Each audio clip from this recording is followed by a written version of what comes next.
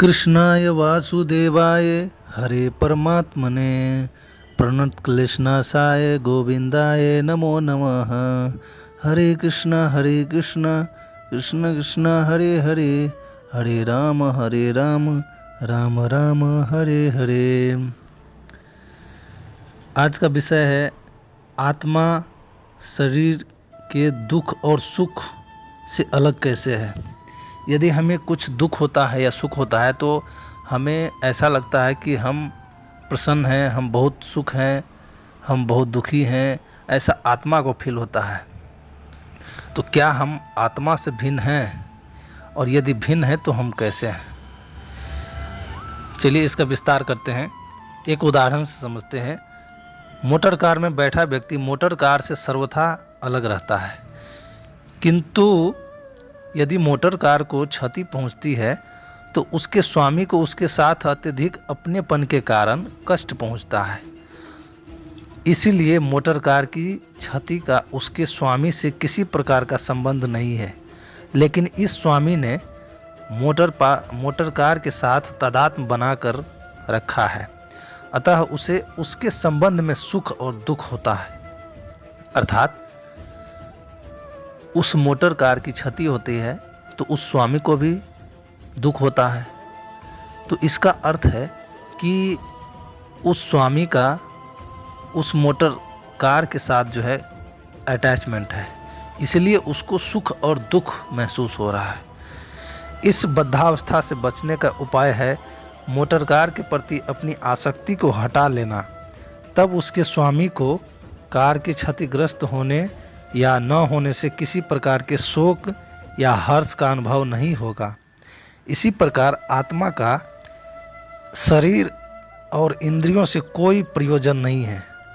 आत्मा का शरीर और ये इंद्रियां हैं, इस सब से उसको कोई मतलब नहीं है, किंतु अज्ञानता के कारण वह अपने आप को देह यानी वह आत्मा अपने आप को देह से अभिन्न मानता है। अर्थात वह आत्मा जो है अपने आप को शरीर मान के बैठा है, इसलिए उसे शरीर के साथ जो जो कुछ होता है, हर्ष या शोक होता है, तो उसको भी ऐसा अनुभव लगता है। जब तक जीवात्मा का मन भौतिक प्रकृति के तीन गुण सतोगुण, रजोगुण और तमोगुण से दूषित रहता है, तब तक वह स्वच्छंद जो है अनियंत्रित हाथी के समान रहता है। वह इंद्रियों का उपयोग करके शुभ तथा अशुभ कर्मों के क्षेत्र को केवल जो है बृहत्तर बनाता है। इसका परिणाम यह निकलता है कि जीवात्मा इस भौतिक संसार में भौतिक कर्मों के कारण मात्र सुख तथा दुख का अनुभव करता है। शुभ तथा अशुभ कर्मों की आकांक्षाओं में लीन रहने के कारण मन जो है स्वभावतः काम तथा क्रोध के विकारों से ग्रस्त होता रहता है। इस प्रकार इस भौतिक इंद्रिय सुख के प्रति आकृष्ट होते रहता है जीवात्मा। कहने का तात्पर्य है कि मन जो है सतोगुण, रजोगुण, तमोगुण से संचालित होता है। 11 इंद्रियां तथा 5 तत्व, इन सब 16 कलाओं से मन जो है प्रधान है। उन 16 कलाओं में मन जो है प्रधान है। अतः मन के कारण विभिन्न देवताओं, मनुष्यों, पशुओं तथा पक्षियों के शरीरों में जन्म लेना पड़ता है। उच्च या निम्न पद पर स्थित होने के अनुसार ही मन उच्च या निम्न भौतिक देह अंगीकार करते रहता है।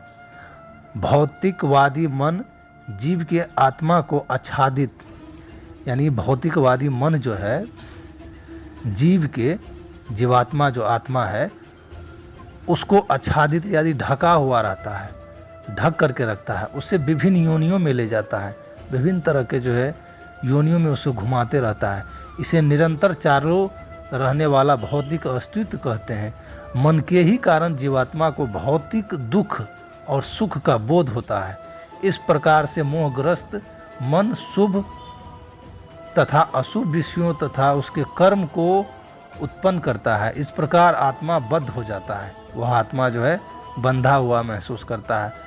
मन जीवात्मा को इस भौतिक जगत में विभिन्न योनियों में घुमाता रहता है। ये मन ही है विद्वानों का कहना है कि देह का रूपायन, बंधन तथा मुक्ति का कारण केवल और केवल मन ही है। जब जीवात्मा का मन भौतिक जगत की इंद्रिय तृप्ति में लीन हो जाता है तो उसे जीवन बंधन तथा भौतिक अवस्था के कष्ट प्राप्त होते रहते हैं। 5 कर्मेंद्रियां हैं तथा 5 ज्ञानेंद्रियां हैं। इनके साथ ही मिथ्या अहंकार भी है। इस प्रकार मन की 11 प्रकार की वृत्तियां होती है। इंद्रियों के विषय क्या है?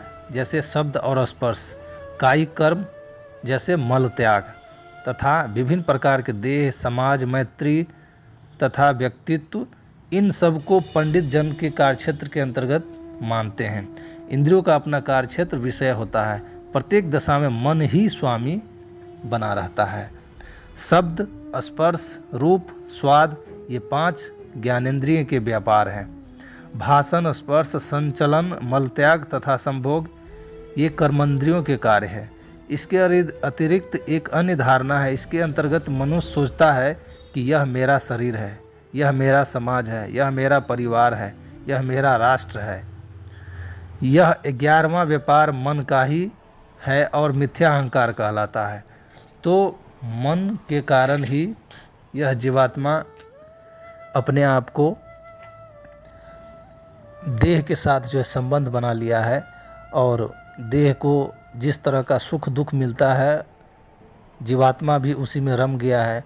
जो कि वो अलग है। आत्मा और शरीर अलग है। आत्मा को अपने आप में अलग सोचना चाहिए कि मैं आत्मा हूँ।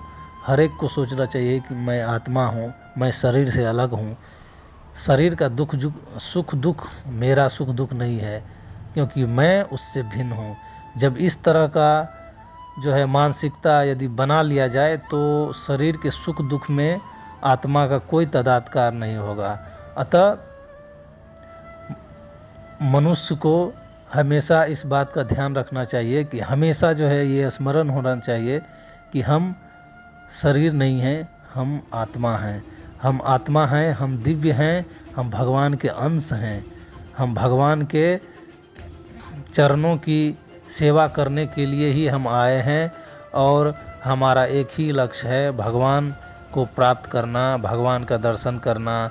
हम शरीर नहीं है। शरीर तो न हमारा पीछे शरीर था, न आगे होने वाला है शरीर। शरीर तो कुछ समय के लिए मिला है और इस शरीर का क्या है? इस शरीर तो समय आने पर जो है स्वतः नष्ट हो जाएगा। तो हमें इस शरीर को लेकर के चिंतित नहीं होना चाहिए, क्योंकि यह शरीर क्षणिक है और क्षणिक ये अर्थात ये शरीर जो है पुतला है। पुतला को हम लोग जो है बच्चे से लेकर के वृद्धावस्था तक पुतला को सजाने में लगे हुए हैं और ये पुतला एक दिन जल के राख हो जाता है। तो हमें इस पुतला पर ध्यान नहीं देना चाहिए। हम आत्मा हैं और आत्मा परमात्मा के अंश हैं और हमारा एक ही धर्म है, परमात्मा की सेवा करना। हरे कृष्णा कृष्ण कृष्ण हरे हरे, हरे राम राम राम हरे हरे।